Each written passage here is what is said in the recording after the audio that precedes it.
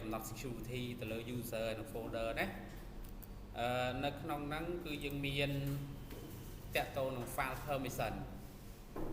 បាទយើងកំណត់ file permission ទៅលើ user ឬក៏ folder ហើយយើងកំណត់ security មួយទៀតតាក់ទងនឹង strong password បាទហើយយើងកំណត់ security មួយទៀតតាក់ទងនឹង password expiry អញ្ចឹងវា3ហ្នឹងណា3ណាបាទអញ្ចឹងតើយើងធ្វើអីខ្លះនៅក្នុងនេះយើងមើលដើម្បីកំណត់តាក់ទងនឹង file permission គឺយើងមានក្រុម3ក្រុម ITG និងក្រុម CellG និងក្រុម admin G អស់នេះហើយក្រុមនេះគឺមាន user 9នេះនៅក្នុងហ្នឹងហើយចំណែកក្រុម CellG នេះក៏មាន user 4នៅក្នុងហ្នឹងដែរហើយចំណែកក្រុម admin G នេះក៏មាន user 4នៅក្នុងហ្នឹងដែរអស់នេះបាទមើលតាមហ្នឹងណាបាទអញ្ចឹងនៅពេលដែលអ្នកទាំងអស់គ្នាកំណត់ file permission ទៅលើ user ហើយនឹងក្រុមហ្នឹងយើងត្រូវតែមាន folder អញ្ចឹងអ្នកទាំងអស់គ្នាត្រូវមាន folder 4នេះទៀតអញ្ចឹង folder 4នេះគឺដូចឈ្មោះ user នេះចំណែក folder 4នេះក៏ដូចឈ្មោះ user ហ្នឹងដែរចំណែក folder 4នេះក៏ដូចឈ្មោះ user ហ្នឹងដែរបងប្អូនបាទបន្ទាប់មកអ្នកទាំងអស់គ្នាត្រូវកំណត់ permission ឧទាហរណ៍ user ITU01 មានសិទ្ធិទៅលើ folder ITU01 គឺ read write execute ចំណែកក្រុមនេះមានសិទ្ធិទៅលើ folder នេះគឺគេ read ហើយនឹង execute បាទណាបាទចុះ user នេះដូចគ្នា ITU02 គឺមានសិទ្ធិទៅលើ folder ITU02 គឺគេ read write execute ហើយចំណែកក្រុមគឺគេ read ហើយនឹង execute អស់នេះបាទអញ្ចឹងអានេះយើងនិយាយតែមកក្រុមនិយាយតែមកក្រុមឯគេគឺមកក្រុម ITG ទេចោះ CellG ដូចគ្នាហ៎ CellG ផ្សេង CellG គឺមាន user 4នៅក្នុងហ្នឹងគឺ cell 1 01 02 03នៅក្នុងហ្នឹងហើយចំណែកតាក់ទងនឹង permission គឺយើងមាន user cell 01មានសិទ្ធិទៅលើ folder cell 01គឺអីគេ read write execute ចំណែកក្រុមនេះមានសិទ្ធិទៅលើ folder នេះគេអត់មានសិទ្ធិទេ other អត់មានដែរតោះនេះចុះខាងនេះដូចគ្នាហ៎មកអញ្ចឹងអ្នកទាំងអស់នេះធ្វើមួយចេញធ្វើដូចទាំង3ធ្វើដូចគ្នាទេណាបាទពេលធ្វើចប់ហើយយើងចាប់ផ្ដើមកំណត់ strong password ទៅលើអីគេទៅលើ user បាទទៅលើ user អីគេ user ទាំងអស់ហ្នឹងនេះបាទហើយបន្តមកទៀតអ្នកទាំងអស់គ្នាត្រូវកំណត់ expiry ទៅលើ user ទាំងអស់ហ្នឹងទី1user ហ្នឹងត្រូវតែដូរ password 30ថ្ងៃម្ដងអញ្ចឹង m ស្មើ30តាក់ទងនឹង maximum អស់នេះបន្តមកទៀតតាក់ទងនឹង password expire តាក់ទងនឹង account expire គឺនៅថ្ងៃទី1 ខែ 1 2027អញ្ចឹងមួយឆ្នាំអញ្ចឹងណាបាទហើយនៅពេលដែលចិត្តដូរ password W នៅពេលដែលដល់ថ្ងៃដូរ password មុន3ថ្ងៃឥឡូវតែដឹងអញ្ចឹងណាបាទនៅពេលដែលដូរ password m ស្មើ3 m តូចនៅពេលដែលដូរ password បើចង់ដូរម្ដងទៀតរងចាំ3ថ្ងៃអានេះយើងកំណត់ security ណា password inactive password inactive បើសិនជា password នឹង expire ហើយទុកពេល3ថ្ងៃទៀតដើម្បីដូរ password បងប្អូននេះបាទអញ្ចឹងនេះជាការកំណត់ security មួយទៅលើ user អញ្ចឹងខ្ញុំធ្វើឲ្យមើលមួយនៅខាងផ្នែក ITG នេះចោះតែយើងធ្វើអីខ្លះ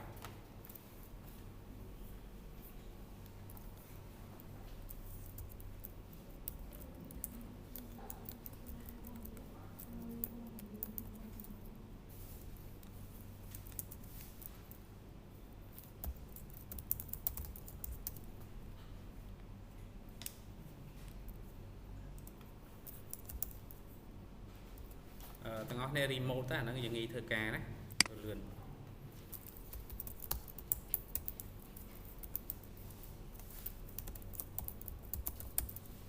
sorry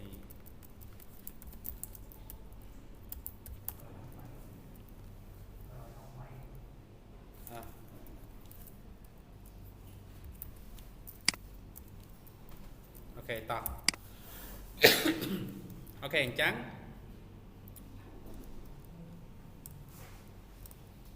tới tam lùm hạt và chướng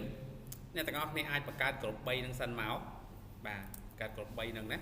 chứng nhầm xe sudo add cột rồi ấy itg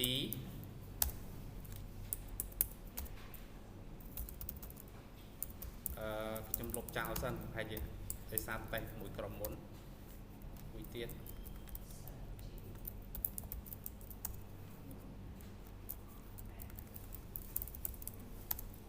ok tập itg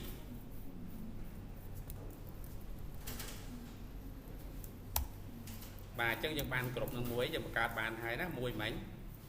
mùi này cột nè chẳng ấy bà chăng thơ mạch đăng miến dân thơ mạch đăng miến khóm chân đó đọ chi chẳng ấy chi rep itg được đấy bà chân cột nâng dân miến hài tập và to một tiết dân chập làm và cả user buồn chẳng ấy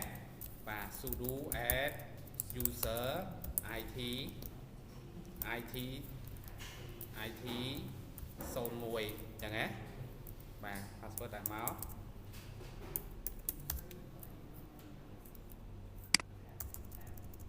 tới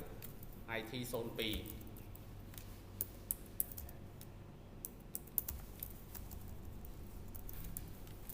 ca nghe riêng là thua server nhưng thua tại chăng it sâu 7 ta nghĩ bạn can đấy à không con đấy admin server nghĩ đây to tại giờ hiện du tích á du hay từ miền confident oiក្រុមហ៊ុនទៀតមិនយើងទៅព្រៀងធ្វើប្រាអត់ទេងាយហើយតែយើងកាន់អាហ្នឹងហើយគឺថាប្រាក់ខែហ្នឹងមហាប្រាក់ខែការងារទីផ្សារ data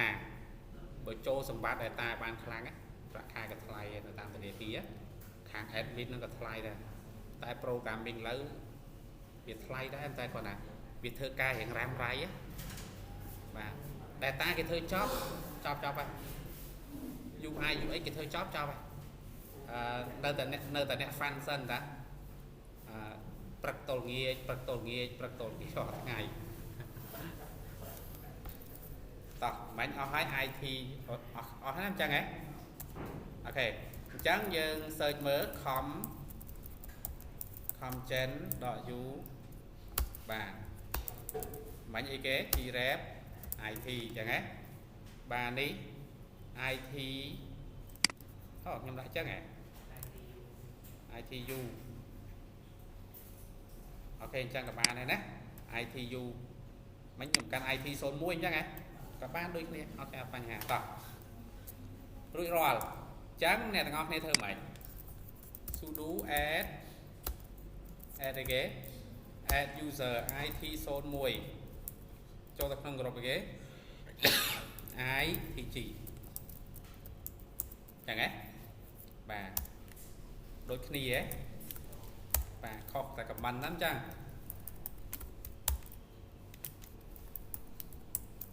ចឹងអត់រួចរាល់បាទអញ្ចឹងអ្នកទាំងអស់គ្នាអាចសរសេរget 10 group អីគេ itg ដើម្បីមើល user ក្នុងហ្នឹង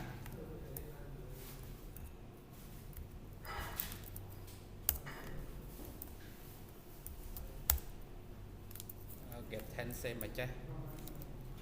ចាំ plate លេខបាត់ហើយ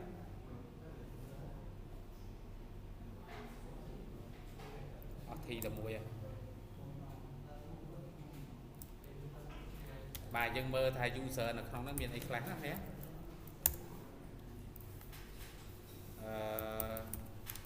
ក្រុម IT ITG ចឹងមានអីខ្លះមាន IT IT 01 IT 02 IT 03និង IT 04តោះអាហ្នឹងយើងមើលផ្ទៀងផ្ទាត់ចឹងណាអ្នកចឹងអ្នកទាំងអស់គ្នាត្រូវផ្ទៀងផ្ទាត់ចឹងដូចគ្នាដែររួចរាល់អញ្ចឹងបានន័យថាក្រុមនេះមានហើយហើយ user ទាំង4នេះក៏នៅក្នុងនឹងរួចរាល់ដែរយើងនៅបង្កើត folder មួយទៀតអញ្ចឹងដើម្បីបង្កើត folder អ្នកទាំងអស់គ្នា sudo mkdir ទៅលើអីគេបាទខ្ញុំដាក់ថា su25 slash អីគេ itg ហើយ itg ក្នុងនោះមានអីខ្លះមាន it01 ទៅទេអូខេសេចចេះ IT 02 03 04ទេចឹងបានទេបានតោះនេះដក P តោះបានទេមើលអូខេអញ្ចឹងយើងត្រីមើល slash su25 ត្រូវទេត្រូវអត់បាទ IT ប៉ុន្តែអ្នកទាំងអស់គ្នាមើលសិនចុះបើយើង ls មើល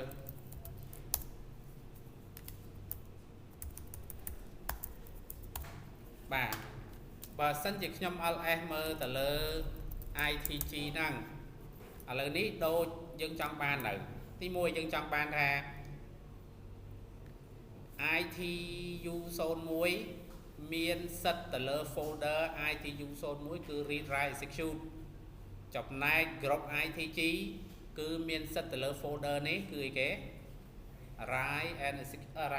execute ចឹងហ៎ប៉ុន្តែបើយើងមកមើលជាក់ស្ដែង user root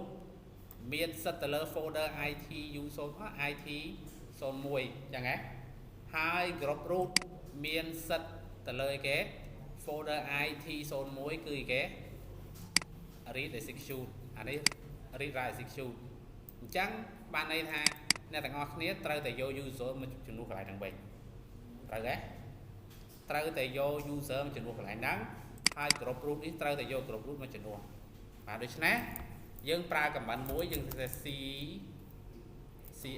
on អីគេ user itu it01 01.2 អីគេ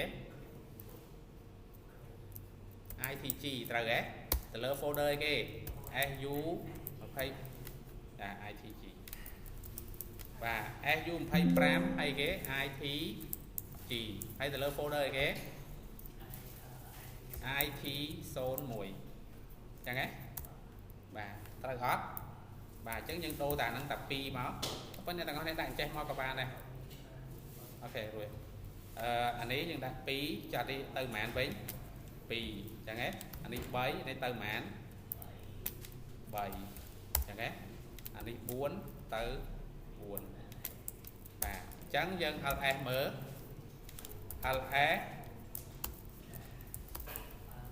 su25 itg ត្រូវនៅដូច្នេះមើលណាអានតាមខ្ញុំ it01 មានសិតទៅលើ folder read write execute group itg មានសិតទៅលើ folder itu01 គឺអីគេ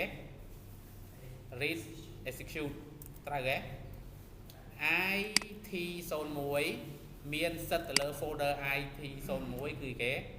read write execute ចំណែក group itg ចឹងដែរទេបាទចប់អញ្ចឹងយើងចប់មួយរឿងហើយណាបាទ other no អញ្ចឹងហ៎បាទ other no ធ្វើម៉េច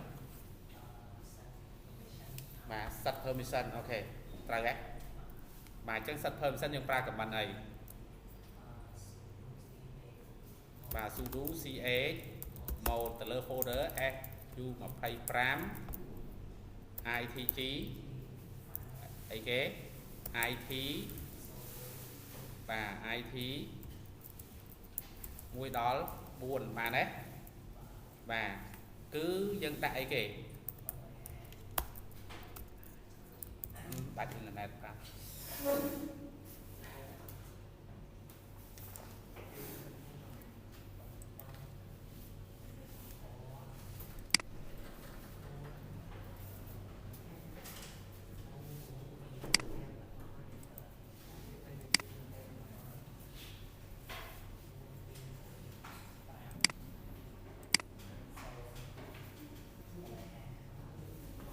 đón tiếp sudo chmodអីគេ o ស្មើទៅទេត្រូវអត់ទៅលើអីគេដក o ទៅលើ su 25 itg / it 0 1 ចុចដល់4បានទេមើលតន់អស់នេះបាទខមមិនហ្នឹងយើងអនុវត្តច្រើនហើយណាបាទបាទអញ្ចឹងទាំងអស់គ្នាអាការងារហ្នឹងណាយើងធ្វើតែភាសាហើយ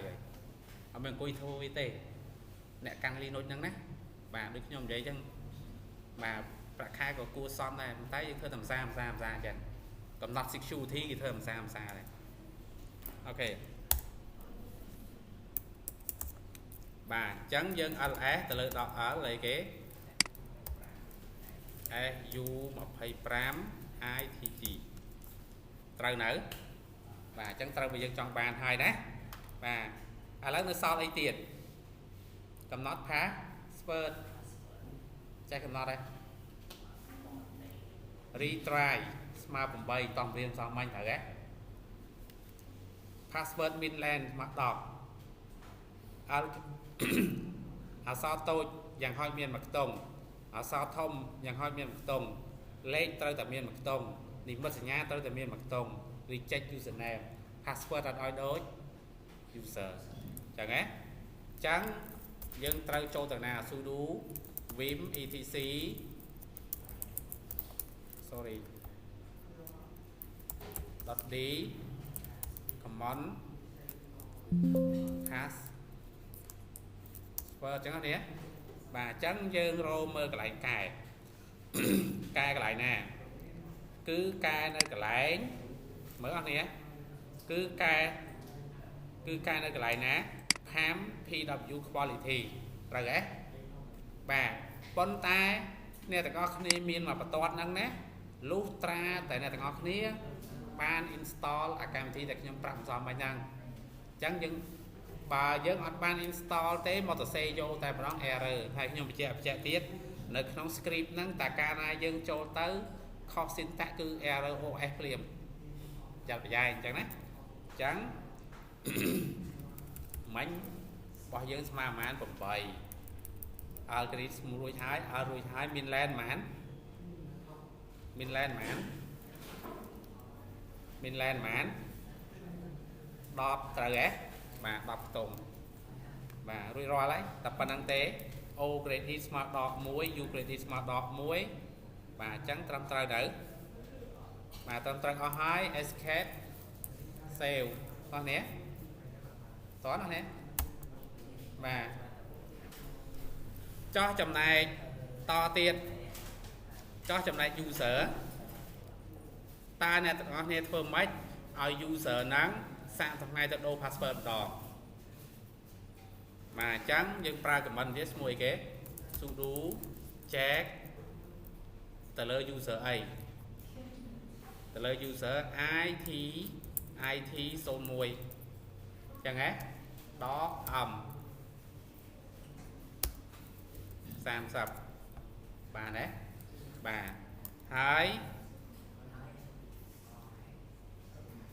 ដក m មក30បានអីម៉េចគឺ30ថ្ងៃដូរ password ម្ដងបងប្អូននេះបាទហើយអ្នកទាំងអស់គ្នាមើលទៅខ្ញុំកំណត់ក្រោមនេះឲ្យហើយអញ្ចឹងវាងាយទេណាបាទហើយតាក់ទងនឹង expire ដក e expire 2000មែន2027បាទអញ្ចឹងកន្លែងនេះបញ្ជាក់យ៉ាងខុសណាត្រូវប្រើឆ្នាំខែថ្ងៃអស់នេះបាទមួយទៀត password បើដូរម្ដងទៀតរងចាំ3ថ្ងៃគឺអំតូចអញ្ចឹងហ៎ bà chẳng âm tôi bay ngày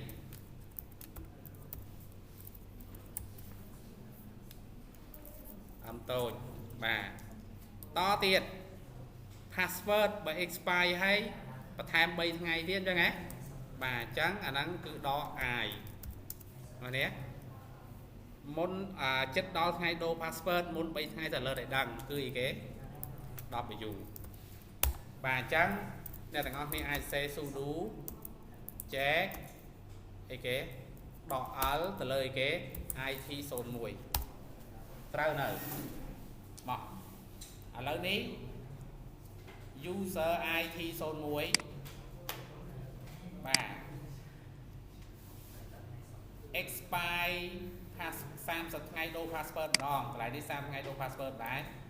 đô 30 ngày đô password nó expire bên ná bà khai mãn bà khai bấy ngày ti mà thấy bấm bay chẳng á hai expire hay tục bên bởi bay ngày đô password đó nè nhé account nó cứ expire khai mỗi ngày ti mỗi pi mà thấy bấm bờ password nó np để đố trong đô đón tiết rong trăm bay